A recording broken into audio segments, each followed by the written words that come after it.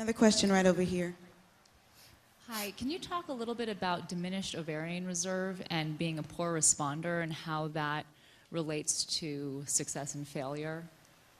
And if there are any, I don't know, nutritional pointers or anything. I'm 32, I've had a failed cycle because I had nothing to transfer back in, and I've been diagnosed with being as a poor responder and diminished ovarian reserve, and I'm confused if it's sort of the same thing and trying to decide whether or not to do this whole thing all over again. You know, we look at a lot of things when people come in for evaluation to see what we think the response to medications are going to be, including your age, consistency of your menstrual cycles, hormonal levels like an FSH level, estrogen level, things called anti-mullerian hormone inhibin B.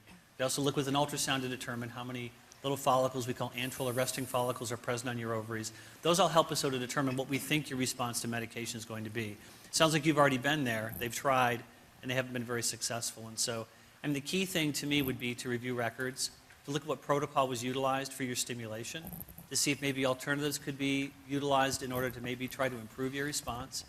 I'm kind of a believer in certain augmentative things too, and potentially looking into Eastern medicine. I think that they just approach you from a whole different paradigm than we do, even with how they diagnose and how they treat.